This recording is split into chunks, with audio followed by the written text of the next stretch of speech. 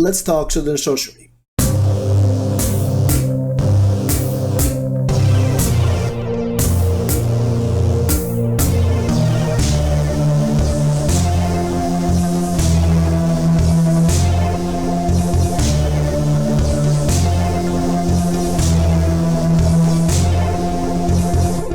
Sword and Sorcery is the subgenre of fantasy which is focused on heroes and their adventures.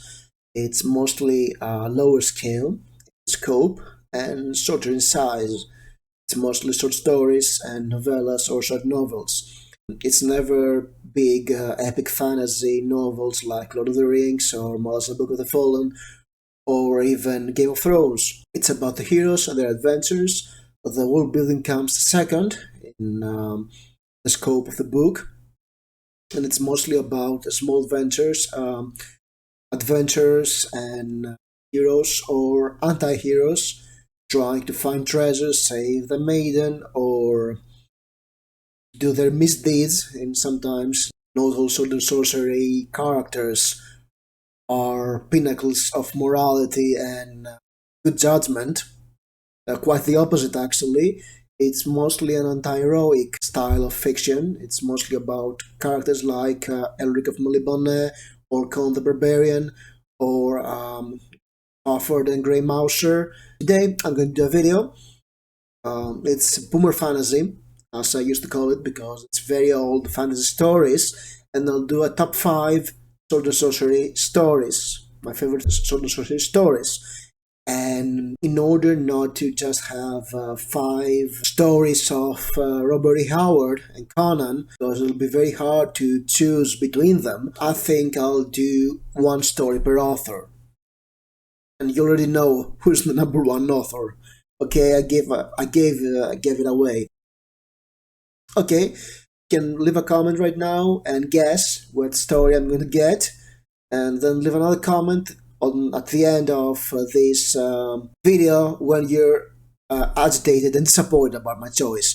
But story number 5 will go for it's from this book over here, Michael Moorcock's Elric of Melibone, and the story I'll choose for Elric is While the Gods Laugh. And it was a hard choice for me because Elric has so many iconic stories. In case you don't know, Michael Moorcock's Elric is the anti-Conan. He's a dark elf prince who is albino and very wicked in body, but he's a powerful sorcerer, and he bears a black sword, Stormbringer, that sucks the souls of his victims and feeds Elric with the vital power necessary to overcome his opponents.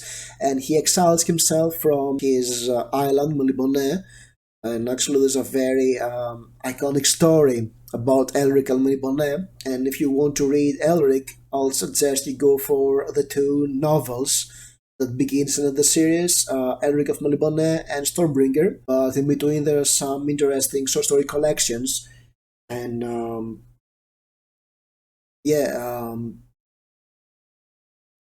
cannot recall the title of the story collection at the moment, but it's the second book, no, it's the 3rd book in the series, and it has While the Gods Laugh and the Dreaming City, I guess. It's in the collection The Weird of the White Wolf. While the Gods Laugh is about Elric trying to help a woman recover the book that holds the wisdom of ancient gods, and I really love the ending of the story because it encapsulates everything about the character, his tragedy and his dilemmas on the heroic side. And if you haven't read Elric, go read it before it becomes a movie, because it's a treat, really. It's old, but it's iconic fantasy, and you'll see so many stuff that have been everywhere in fantasy since then. And yeah, go read that. What the Gods Laugh is my number 5 because, okay, Moorcock's stories are not the best ever, and that's the unfortunate truth. And his best works is not short stories. He's got some great novels, but this short story, yes, it's one of my favorites because Elric was kind of one of the first fantasy novels, fantasy series I've ever read, and it's real close to me and real dear to me. Now, We'll go to somebody more contemporary for number 4, and we talk about Mr. Andrei Sapkowski and his story, The Lesser Evil. You've probably seen, you know the story because Witcher is very popular at the moment. It's the story that inspired the first episode of the Witcher Netflix series, and it's about Renfrey. And I really like The Last Wish, and I really like the Netflix series, and I haven't done a review about it yet because I haven't written a script, and I should probably get down to it since I'm not getting out of home at the moment. So yes, great idea. And what the Lesser Evil does is that manages to encompass a lot of the themes of the Witcher saga too, supposed to have a curse. And he's in the middle. He has to choose the sides and choose which is the lesser evil in this case. And it's a powerful story. It's a must read, as is The Last Waste. It's an amazing book. It's an amazing story collection. I definitely recommend to everybody interested in fantasy. And what really sets Andrzej Sapkowski apart is he's Eastern European, so he has a completely different point of view compared to Anglo-Saxon fantasy writers like Michael Moorcock or the next ones to follow. On number 3, I'll go for a story by Karl Edward Wagner, which is not that a well-known author. That's really a shame because he was a great horror anthologist, and he has one of the greatest sword and sorcery anti-heroes ever, Kane. Kane with a K is an immortal character, and I don't have a physical copy of the book. I've read this story in a pulp anthology from the 90s that was in Greek, so I can show you the cover. Kane books are available on Amazon as ebooks, and I plan to read more of them. It's 3 novels and 3 short story collections, I believe. The story I'm going to talk about, Undertow, is it's in the store. It's the collection called Night Winds, which is available as an ebook on Amazon. There will be a link in the description for all the books that are in this video. Undertow, it's about a noble barbarian warrior who tries to save the woman he loves from an evil sorcerer. That evil sorcerer is Cain, the protagonist of the entire series, because it's basically the biblical Cain who lives across ages, cursed with immortality, and he has a great strength, occult knowledge, and he is a real anti-hero. He is a complete and utter bastard who rarely has any heroism in him, yet his stories are very fascinating because he's evil, yes, and his villainy is fascinating. Karl Wagner was a great horror author, and he really manages to tie together sword and sorcery and the sense of adventure and wonder and anti-heroism with real horror. And this story is really horrifying. The way it ends is chilling, and it's amazing. It's much different from the rest of the stories in this collection. It's really it's the story of a villain. That's why I like it. Oh, it's a retreat, really. Now for number 2, we'll go to this person over here, Fritz Lieber, and his Langmar series, which is very iconic, and it's the adventure. Let me put this here, so there'll be no problem with the tags of the channel. It's a very iconic collection. It's also very old. I think they have a new cover for Langmar, and I think it's white with a sword. Yes, I had bought this years and years ago, and it collects the first 4 volumes of the Langmar stories, the Grey Marcher and Fafet stories. There's 7 of them in total, and this story comes from the second book in the collection, Swords Against Death. Yes, every one of this collection is Swords by Fritz Lieber, and he was role-playing with another friend of his, and were taking letters and writing these adventures with the heroes. So it's a bit interesting because they were role-playing in the 40s and 50s. And the story I'm about to talk to you about is Bazaar of the Bizarre, which is an iconic fantasy story. It's about our two heroes, a mighty barbarian called Fafard, he's from the north, and a southerner thief, sword fighter, dropout maids called the Grey Mouser. Lots of misadventures, and their latest misadventure is them going into a bazaar which is magical. And so yes, basically in Bazaar of the Bizarre, the two heroes are sent by their wizard mentors. They serve different wizards, even though they're friends, and they go to an interdimensional shop of curiosities and magical artifacts, and hilarity ensues. And those two characters are very fun. They're rascals. They have lots of fun adventures. They're a great inspiration for many authors that came later. Terry Pratchett probably based on more book on Langmar. This is a metropolis around which most of it happens, and this world owes a lot to Fritz Lieber's stories. Yeah, it's a very fun read. Sword Against Death, and also the first book, which I can't recall what it's called, but it's the origin story of how these two met. Has some amazing stories. It's a must read if you're a fantasy fan. Not all stories are great though, because there's a lot of stories in this book connecting the main stories between them and all this stuff. But some of the stories of Langmar are hilarious. Not as Bazaar of the Bizarre. House of Thieves is a great story. Illuminata Langmar is an iconic story too. What was the other that they were following gods? That was hilarious. Can't recall the title. I think it's Lin Times Langmar. It's in the third book. Swords in the Mist, and the first one is Swords and Deviltry. And yeah, it's a recommend for me. Now we go to number one. Already spoiled to you that it was a Robert Howard story because, of course, he's the greatest Sword and Sorcery author of all times. Some very iconic short stories. I cannot recount enough of them. So you probably wonder which story am I going to choose? Robert Howard books.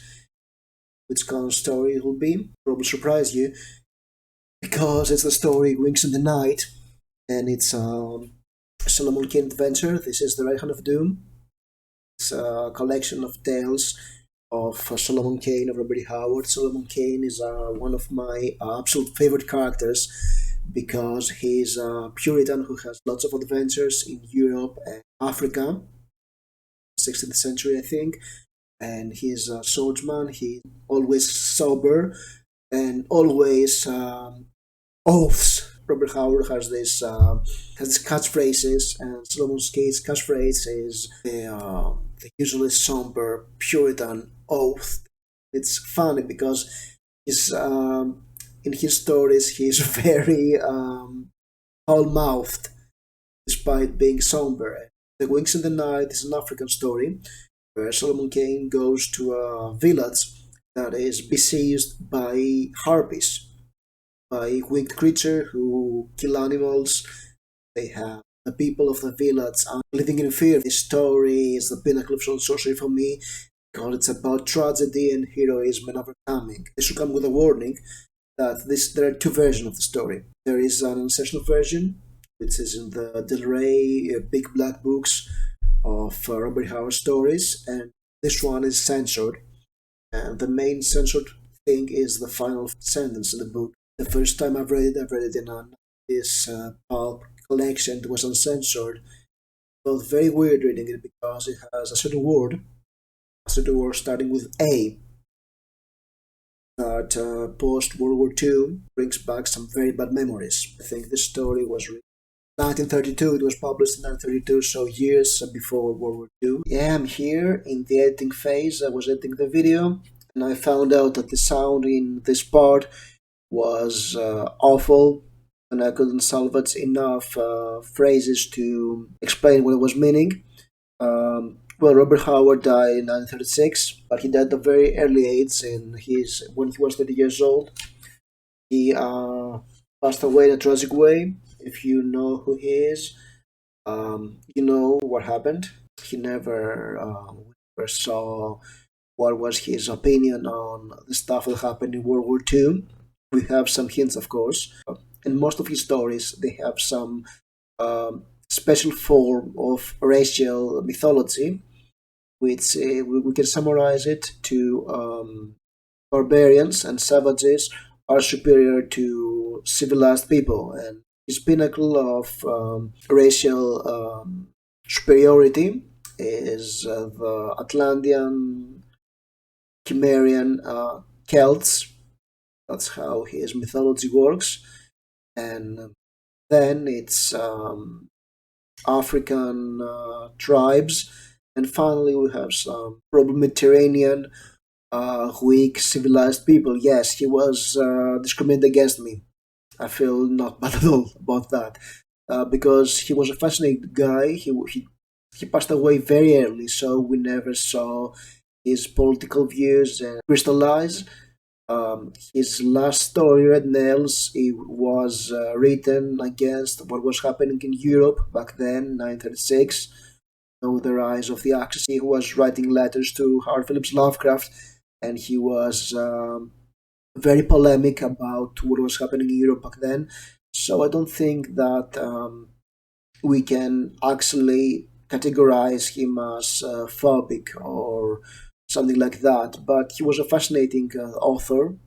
And again, my point was that words had different meanings back then because they were not tainted by what happened afterwards. It's very bad, actually. Now I'm reading it. Um, Actually, I've read this phrase, and it's very it's far worse than what I remember. No, it's not just one word; it's the entire phrase. It's problematic. But Howard was a product of his time. Yes. Um, so you choose. Really, there are two versions out there. You choose which one fits you, and you read it. That came to be synonymous with this certain word, and it's really a shame because yes, it's triggering to read today, but also it's one of the most powerful ending sentences I've read in a story ever. Yeah, that was my top five, and I would love to hear your comments about the stories if you read them. If you think I forgot something, make your own top five, I guess. If you're into Boomer Fantasy too, or Old School Sword and Sorcery, and if you like these books, if you are not fan but you want to explore the genre, what came before people who follow Tolkien in the 70s, it's a good opportunity. Most of the stories were written before the 70s. Book stories were written in the 60s. The Liber story was written in the 50s. Robert Howard was written in the 30s. Again, was a 70s story, but it was clearly in the vein of Robert Howard and Moorcock. And he took this thing a darker direction. Okay, Sapkowski is clearly inspired by those pulp writers from the 60s and 70s. So leave a comment below. If you like this video, please press the like button, subscribe, and I'll see you soon.